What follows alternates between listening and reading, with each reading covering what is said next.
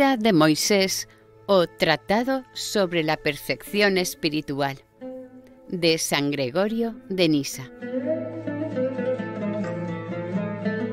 Tercer audio. Continuación de la segunda parte del libro, titulada Contemplación sobre la vida de Moisés.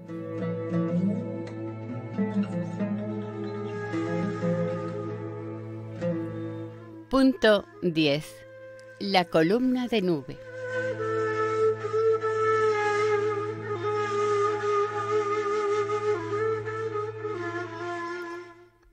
Volvamos a nuestro punto de partida. Las personas entregadas a la práctica de la virtud siguen al legislador, pero cuando salen de las fronteras de Egipto, comienza el ataque de las tentaciones, causándoles angustia, temor y amenazas de muerte. Esto espanta a las almas recientemente iniciadas en la fe, que llegan a perder la esperanza de alcanzar los bienes que pretenden. Entonces acude Moisés, o quien sirva de guía, consuela a los atribulados y da entusiasmo para seguir esperando con la ayuda de Dios.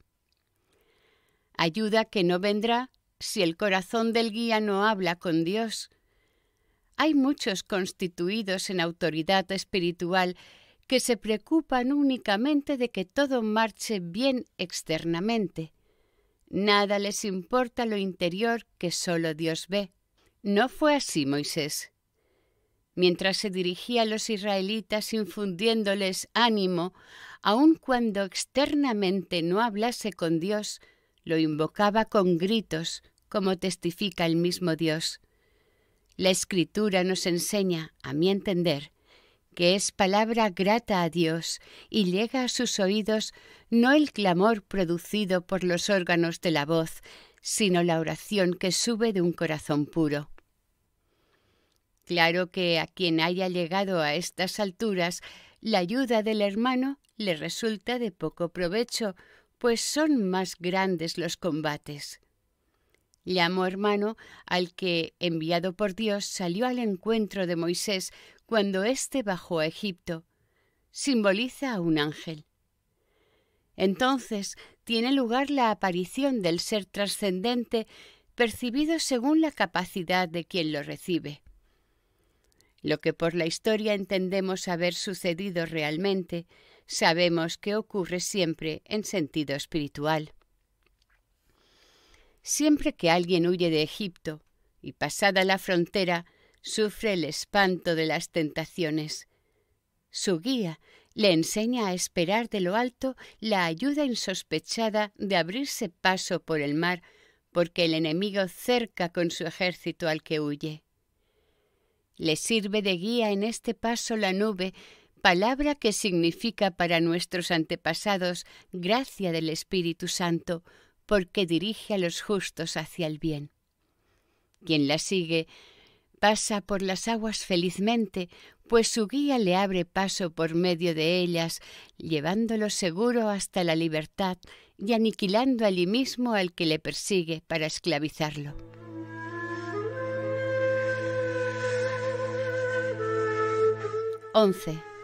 El paso del Mar Rojo.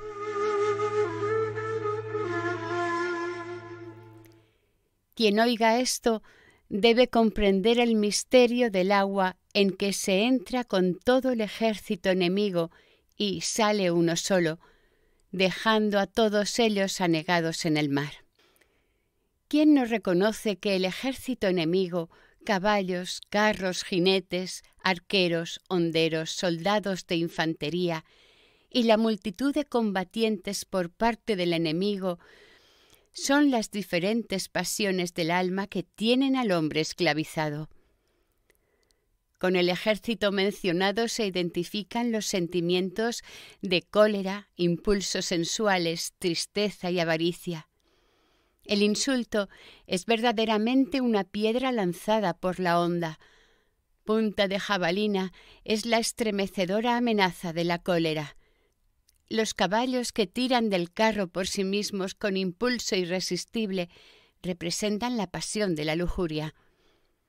Montados sobre carros, los conducen hombres que la historia llama visires.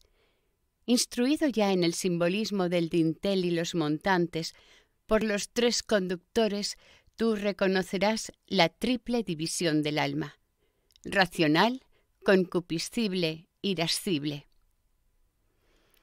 Todas estas cosas y sus pertrechos con el jefe que dirige el ataque se precipitan al agua en persecución de Israel. Pero el bastón de la fe y la noche luminosa que preceden hacen que el agua sea principio de vida para los que en ellos se refugian y muerte para sus perseguidores. Con esto nos enseña también la historia que quienes se disponen a atravesar este agua no han de llevar consigo ninguna cosa del ejército enemigo. Si saliera con ellos su enemigo, continuarían siendo esclavos también después del agua.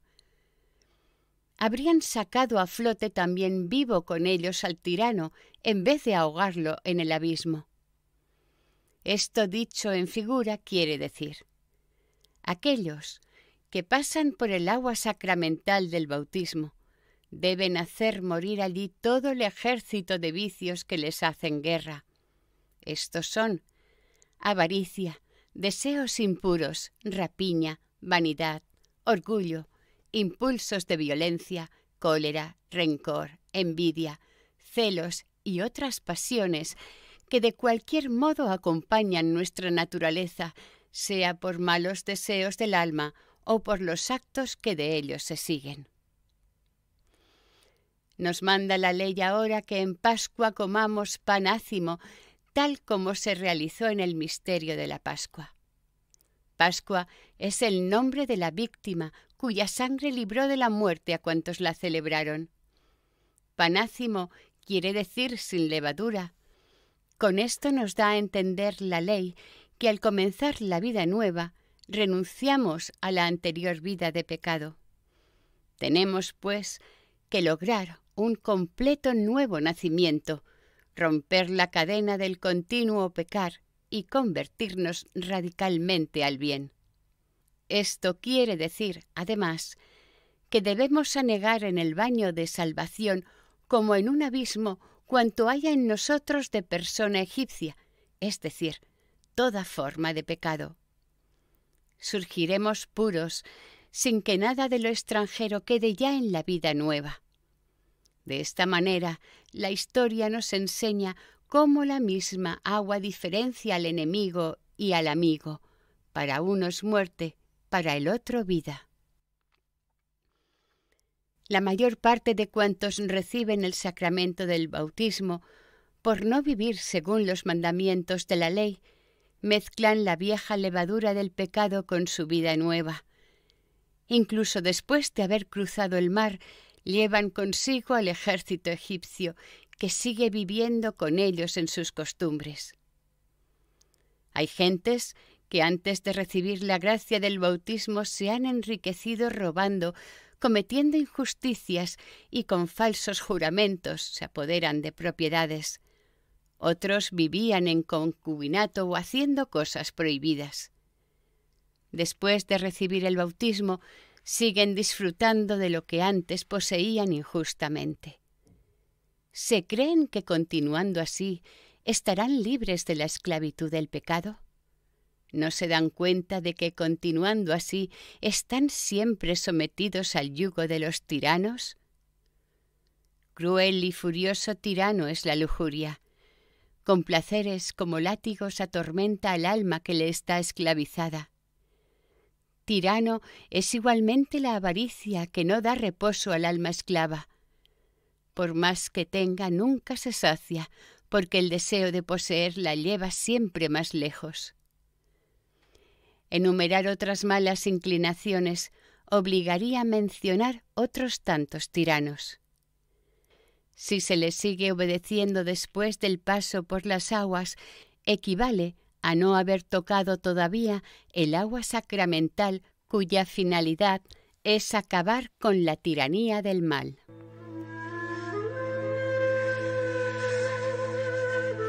(12) Primeras estaciones del desierto. Volvamos sobre el texto y continuemos. Quien haya pasado el mar en el sentido que damos a esta travesía y que, visto al egipcio perecer en él, no mira ya únicamente a Moisés, se entrega esencialmente a Dios, como dice el texto, y obedece siempre a Moisés su servidor. Vemos que sucede lo mismo con aquellos que de veras han atravesado el agua. Consagrados a Dios, obedecen también a quienes por el sacerdocio, según dice el apóstol, se les ha confiado el cuidado de las cosas del Señor. Al pasar por el mar, siguieron 3 días de marcha hasta que los hebreos acamparon en un lugar de aguas amargas, no potables, pero se volvieron dulces y las pudieron beber cuando Moisés echó en ellas madera. El sentido literal se ajusta bien a la realidad. Antes de salir de Egipto eran esclavos del placer y luego, privados de aquel gozo, encuentran la vida desagradable y difícil. Pero se echa madera al agua, la virtuosa se vuelve más dulce y refrigeradora que cualquier placer fofo de los sentidos y se deleita con la esperanza de los bienes futuros. Echar madera al agua quiere decir creer en el misterio de la resurrección que tuvo su principio en el madero. Comprendes, claro es, que por madero se entiende la cruz. La siguiente parada del viaje, amenizada con fuentes y palmeras, alivia la fatiga de los caminantes. Son 12 las fuentes de agua dulce y pura, 70 las palmeras que con los años se han hecho grandes, muy altas y de follaje empinado. Ahondando en la historia, ¿qué descubrimos en ellas? Que el misterio del madero hace potable el agua de la virtud para los que de ella tienen sed. Nos conduce a las 12 fuentes y a las 72 palmeras, es decir, a las enseñanzas del Evangelio. Las fuentes son los 12 apóstoles, número escogido por el Señor para esta misión y para hacer brotar por ellos su palabra. Que la gracia se infundiría por los apóstoles lo había anunciado ya un profeta cuando dijo: «A Dios en coros bendecid, al Señor, los de la fuente de Israel». Son las 70 palmeras los llamados al apostolado, además de los 12 discípulos, apóstoles por todo el mundo en número semejante al de las palmeras de la historia. Conviene que vayamos más aprisa en nuestra explicación. Los que quieran considerar otras etapas pueden comprenderlas con las indicaciones dadas. Etapas donde siguiendo la nube en forma de columna se descansa mientras se sigue avanzando. Prescindamos de las etapas intermedias y nos centremos solamente en el milagro de la roca, cuya naturaleza resistente y dura se cambia en bebida que apaga la sed, fundiéndose su dureza en agua fluyente. No hay dificultad en aplicar este episodio al sentido espiritual de la contemplación.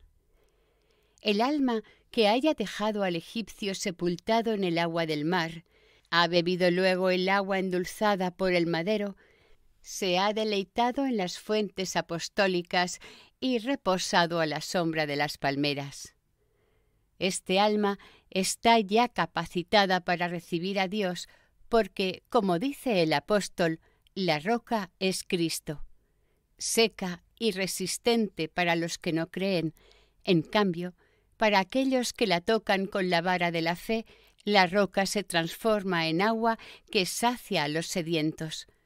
Fluye dentro de aquellos que reciben a Cristo, como Él dice: «Mi Padre y yo vendremos a Él y haremos en Él nuestra morada».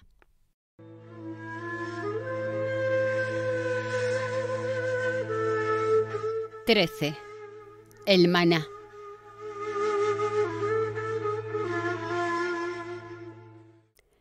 Hay aquí otro episodio que no podemos pasar por alto sin contemplarlo. Después de atravesar el mar, después del agua endulzada para los peregrinos, después de haber descansado al fresco de las fuentes bajo sombras de palmeras, después de haber apagado la sed bebiendo de la roca, se les acabaron totalmente las provisiones que habían traído de Egipto. Cuando no les quedaba nada del alimento extranjero de Egipto, les llovió del cielo otro alimento, variado y uniforme a la vez. Era todo igual externamente, pero múltiple su sabor y calidad, porque a cada cual le resultaba a medida de sus deseos. ¿Qué aprendemos aquí? Caemos en cuenta de lo mucho que necesitamos purificarnos de la vida egipcia y extranjera hasta que el saco del alma quede vacío de todo alimento impuro preparado en tierra egipcia. Entonces, con alma pura, recibirá dentro de sí el alimento que baja del cielo. No lo que es fruto de semilla y trabajo de la tierra, sino lo que baja bien preparado del cielo y está a nuestro alcance aquí en la tierra. Ya sabes cuál es el verdadero alimento a que se refiere en figura este hecho. El pan que baja del cielo no es algo incorpóreo, pues ¿cómo podría lo incorpóreo ser alimentado del cuerpo? Se sigue, pues, que necesariamente ha de tener cuerpo lo que no es espíritu. El cuerpo de este pan no procede de semilla ni de cultivo de los campos. La tierra, que estaba intacta, se halló cubierta de este alimento divino del cual participaban los que tenían hambre. Este milagro nos enseña de antemano el misterio de la Virgen. El pan que no viene de la tierra es la palabra. Su poder se comunica en proporción a las disposiciones que tenga el que lo recibe. Sabe ser no solo pan, se convierte también en leche, carne, legumbres y en todo lo que mejor se adapte y convenga al gusto de quienes lo reciben. Nos lo enseña el divino apóstol. Prepara esta comida de tal manera que con su palabra hace alimento fuerte para los perfectos, legumbres para los débiles, leche para los niños. En esta historia, todas las maravillas son lección para la vida espiritual. No dice que todos reciban la misma cantidad de alimento, ni reciban porción mayor porque trabajen más.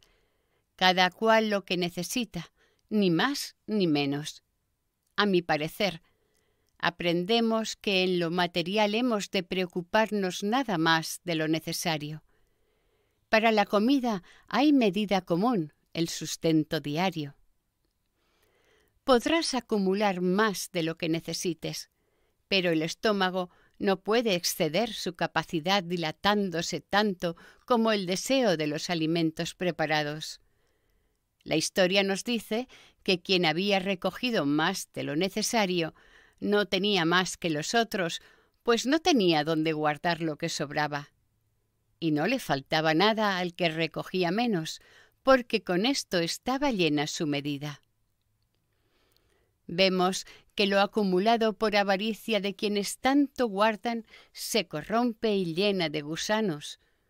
Por medio de esto, la Escritura grita en cierto modo a los avarientos que todo lo superfluo acumulado por instinto de atesorar lo hallarán hecho gusanos al día siguiente, es decir, en la vida futura que esperamos. El lector sabe bien que el gusano nacido de la avaricia nunca muere. El hecho de que únicamente lo recogido y guardado para el sábado no se dañase nos enseña lo siguiente: atesorar las cosas que no sufren corrupción, lo que nos sirva cuando termine esta vida de preparación y pasemos al descanso por la muerte. El día que precede al sábado se llama preparación del sábado. Preparación es la vida presente durante la cual nos vamos preparando los bienes de la vida futura.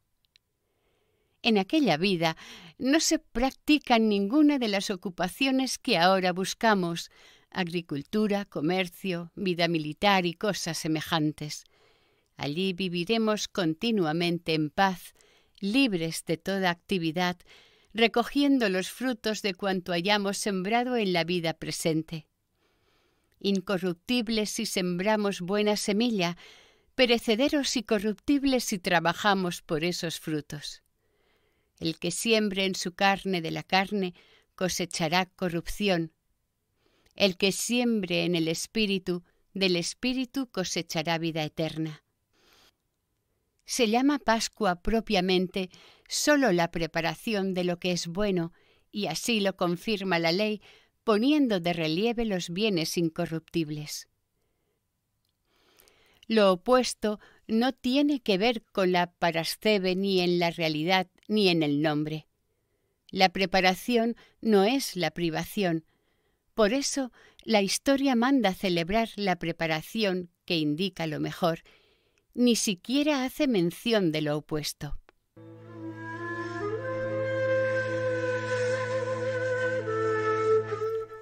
XIV. Abimelech.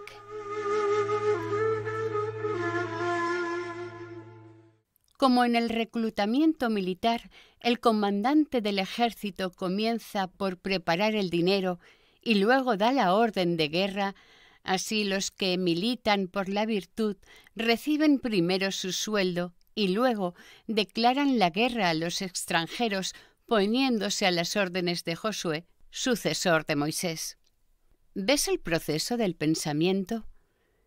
Mientras el hombre, maltratado por la tiranía del mal, está muy débil, no es capaz de rechazar por sí solo al adversario. Pero hay otro que combate en lugar de los débiles, aquel que castiga al enemigo con plagas sucesivas. Una vez que el pueblo se ha librado de la esclavitud de sus opresores y ha gustado del agua del madero, reposa a la sombra de las palmeras. Confortado con el misterio de la roca y habiendo recibido el pan del cielo, ya no necesita de otra mano que lo libre del enemigo. Entonces, como un hombre salido de la infancia y llegado a pleno vigor de juventud, emprende por sí mismo la guerra a las órdenes de Dios, no ya de Moisés su servidor. La ley fue dada ya desde el principio como sombra y figura de las cosas venideras. Por sí misma no bastaba para los combates verdaderos. Al frente del ejército está ahora aquel que llevó la ley a cumplimiento, sucesor de Moisés, anunciando de antemano por el nombre común al que mandaba entonces como general. Cuando el pueblo veía levantadas las manos del legislador, vencía al enemigo en la batalla, pero retrocedía cuando las veía caídas. El que Moisés levantase sus manos al cielo significa que entendía espiritualmente la ley. El dejarlas caer se refiere al sentido literal y material observancia del mismo. El sacerdote sostenía las manos cansadas de Moisés, ayudado por un familiar suyo.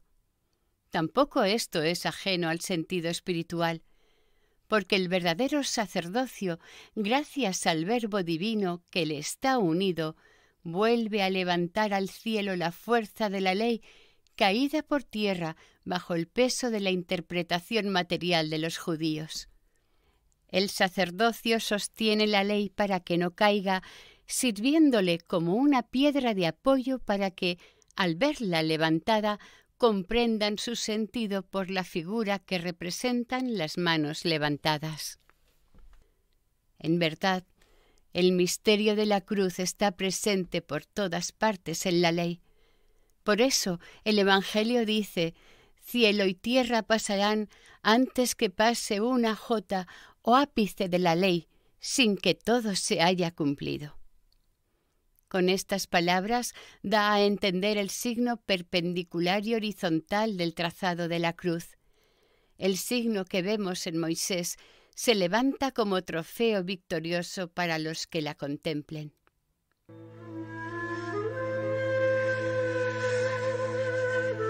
15.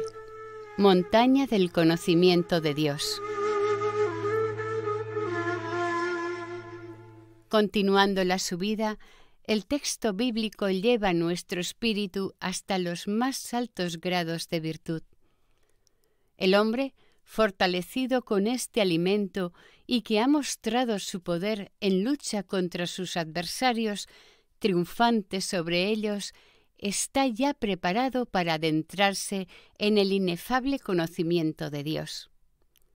La Escritura nos enseña con esto cuántas y cuáles sean las obras que debe haber practicado a lo largo de la vida antes de que se atreva a llegarse en espíritu al monte del conocimiento de Dios, oír el sonido de trompetas, penetrar en la oscuridad donde Dios tiene su morada, escribir las tablas con letras divinas y, si por cualquier ofensa se rompieran, presentar a Dios nuevas tablas talladas para que Él grabe otra vez con sus dedos las letras antes borradas.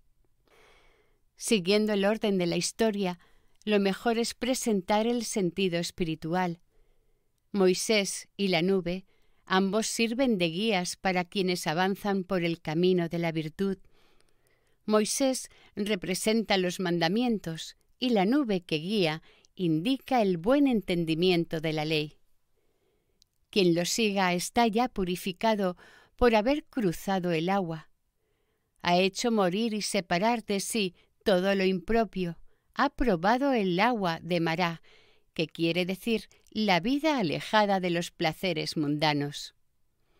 Agua que al principio parece amarga y desagradable a quienes la prueban, pero dulce a los que acogen el madero. Se ha deleitado en la belleza de las palmeras y las fuentes. Ontanar son los que predican el Evangelio, llenos del agua viva que es la roca. Han recibido el pan del cielo, han procedido con valentía frente a los extranjeros y triunfado gracias a las manos extendidas de Moisés que prefiguran el misterio de la cruz. Solo éstos entrarán en la contemplación de la naturaleza trascendente. El camino que lleva a este conocimiento es la pureza. No sólo la pureza del cuerpo santificado por las aguas lustrales, también la pureza de vestidos, pues con el agua desaparecen también las manchas.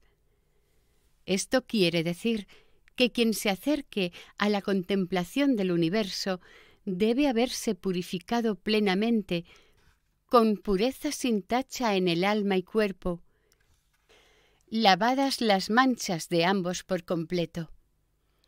Es necesario que aparezcamos puros ante aquel que ve en lo secreto y que el comportamiento exterior corresponda al estado interior del alma. Por eso mandó Dios que lavasen los vestidos antes de subir al monte. Son figura del decoro externo de la vida. En realidad, nadie dirá que una mancha exterior sobre un hábito vaya a ser impedimento para subir hacia Dios. Pero yo pienso que se alude aquí al vestido como figura de las ocupaciones exteriores de la vida. Cuando esto se había cumplido y todos los animales estaban lo más lejos posible de la montaña, Moisés emprendió la subida a un conocimiento superior. El hecho de prohibir que los animales apareciesen en la montaña significa, a mi parecer, que el conocimiento propio de la contemplación sobrepasa con mucho al de los sentidos. Los animales se guían solamente por las sensaciones, no razonan. Estimulados ordinariamente por lo que ven, oyen o sienten, dirigen sus instintos a un objetivo. En realidad, la percepción de los sentidos es para los animales el medio común de conocer. En cambio, la contemplación de Dios no consiste en ver ni oír, ni viene tampoco por los medios ordinarios de entender. Porque ni el ojo vio, ni el oído oyó, ni es nada de lo que ordinariamente al corazón del hombre llega. El que quiera acercarse al conocimiento de las cosas sublimes, antes tiene que purificar su conducta de cualquier movimiento sensible y animal. Ha de lavar primero su mente de cualquier imagen originada en la percepción sensitiva. Tiene que poner fin a su relación habitual con la propia compañera, es decir, el predominio de los sentidos. Sensibilidad es la esposa y compañera de nuestra naturaleza, de la cual hay que separarse. No subirá al monte si no está purificado. Esta teología del conocimiento de Dios es en verdad montaña escarpada, difícil de subir. La gran mayoría apenas llega a la base. Pero cuando hay un Moisés, éste sube más arriba. Oye el sonido de trompetas que, como dice el texto, crece a medida que avanza. Verdadera trompeta que resuena en el oído es la predicación de la divinidad. Potente su sonido desde el principio, al final se hace más fuerte todavía y penetra con mayor intensidad en el oído. La ley y los profetas han proclamado el misterio de la encarnación. Sus primeros sonidos, sin embargo, eran muy débiles para que oídos rebeldes lo entendiesen, por lo cual los oídos endurecidos de los judíos no escucharon el sonido de las trompetas, pero éstas se oían más a medida que se acercaban. Los últimos sonidos, venidos con la predicación del Evangelio, han herido los oídos, pues el Espíritu Santo, a través de sus instrumentos, sonó y sigue vibrando más fuerte y claro. Los profetas y los apóstoles son sus instrumentos que resuenan al soplo del Espíritu. De ellos está escrito en los Salmos: su voz se oye por toda la tierra, su mensaje llega hasta los confines del mundo.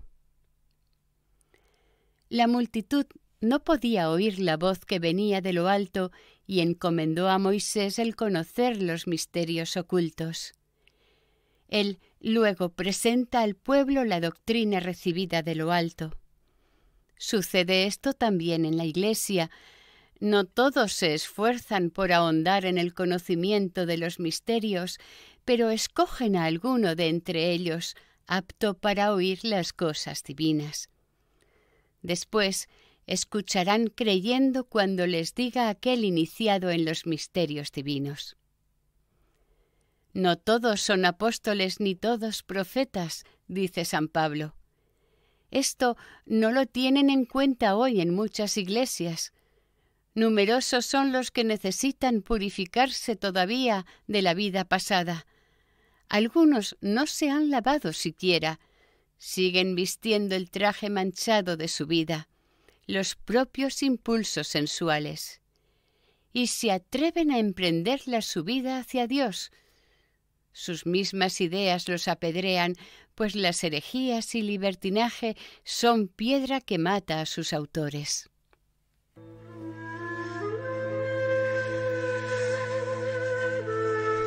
XVI. Las tinieblas.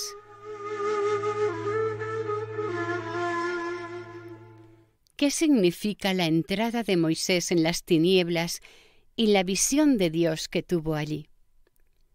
Este pasaje parece contradecir la anterior teofanía o manifestación de Dios. Aparecía entonces vestido de luz y ahora en tinieblas. Pensemos, sin embargo, que no existe la menor contradicción en las realidades espirituales que ahora consideramos. La Escritura nos enseña que el conocimiento religioso es luz al principio en quien lo recibe. Oscuridad y piedad son opuestas, pues la luz ahuyenta las tinieblas. Pero cuanto más progresa el espíritu, con aplicación siempre mayor y más perfecta, y a medida que se acerca a la contemplación, ve más claro que realmente la naturaleza divina es invisible. Despojado de las apariencias, tanto de las percepciones de los sentidos como de lo que cree ver la inteligencia, el espíritu penetra más interiormente hasta que por sus anhelos de entender tiene acceso a lo invisible, a lo incomprensible. Allí ve a Dios. En esto consiste el verdadero conocimiento de aquel a quien busca. No ver es la verdadera visión, porque aquel a quien busca trasciende todo conocimiento. Por todas partes le separa como una tiniebla la incomprensibilidad, por lo cual Juan el Divino, que penetró en las tinieblas luminosas, dice: «A Dios nadie lo ha visto jamás». Con esta negación afirma que el conocimiento de la esencia divina es inaccesible al entendimiento del hombre y a toda inteligencia. Por eso, cuando Moisés creció en conocimiento, declaró que él veía a Dios en la tiniebla, es decir, conocía entonces que Dios trasciende esencialmente todo conocimiento y comprensión. El texto dice: Moisés se acercaba a la densa nube donde Dios estaba. ¿Qué Dios? Aquel que se puso como tienda un cerco de tinieblas, como dice David. Él también fue iniciado en los misterios de aquel mismo santuario. Cuando Moisés llegó allí, le fue dicho de palabra lo mismo que había entendido antes por la tiniebla. Esto le sucedió, creo yo, para que con la palabra de Dios se afirme nuestra fe en tal doctrina. Desde el principio, la revelación ha prohibido asimilar a Dios con cualquier cosa que caiga bajo el conocimiento de los hombres. Esto nos enseña que todo concepto formado por el entendimiento con el fin de alcanzar y poner cerco a la naturaleza divina no sería más que un ídolo de Dios, incapaz de darlo a conocer. La virtud de la religión tiene dos partes, una que se refiere a Dios y otra a la rectitud de conciencia. La pureza de costumbres es una parte de la religión. Hemos visto lo que ante todo debemos conocer respecto a Dios, no formarnos de Él ninguna idea que lo encierre en los moldes de nuestra inteligencia. Tratamos ahora del otro aspecto de la virtud de la religión, aprender lo que nos lleva a la perfección de la virtud. Luego llegó Moisés al tabernáculo que no está hecho por mano de hombres. ¿Quién seguirá a Moisés mientras se abre camino por aquellas realidades y levanta su espíritu a tan elevadas cimas? De altura en altura va subiendo a cosas sublimes, elevándose siempre por encima de sí mismo. Ha comenzado por dejar atrás la base de la montaña y decir adiós a los que no tenían valor para emprender la subida. Llegando a las alturas, sus oídos perciben el sonido de trompetas y luego penetra en el santuario oculto e invisible del conocimiento de Dios. Pero no se queda allí, pasa hasta el tabernáculo, no hecho por mano del hombre, porque realmente ese es el límite hasta donde puede llegar quien sube a estas alturas. Fijémonos en la trompeta como signo para enseñar a quien la escucha el camino que lleva a lo que no está hecho por mano de hombres. A este propósito, me parece que la trompeta celestial podría interpretarse de modo distinto a como lo acabamos de hacer. Se trataría entonces de la armonía admirable del cielo que proclama la sabiduría de Dios, resonando por el universo como una trompeta que anuncia la grandeza de su gloria manifiesta en las cosas visibles. Como él dice, los cielos cuentan la gloria de Dios. Es como una trompeta potente que enseña de manera clara y resonante. Uno de los profetas lo ha dicho: «Y tronó el Señor desde los cielos, con gran ruido hizo resonar su voz». aquel cuyo oído del corazón es ya puro, más agudo y sensible, percibe el sonido. Me refiero a la contemplación del universo por la cual alcanzamos a conocer el poder de Dios. Guiada por esto, el alma penetra allí donde Dios mora. La Escritura lo llama tiniebla. Significa, como queda dicho, lo incognoscible, lo invisible. Una vez allí, contempla el tabernáculo, no hecho por mano del hombre, a lo que ya hemos aludido. Luego presenta la imitación material a los que esperaron abajo.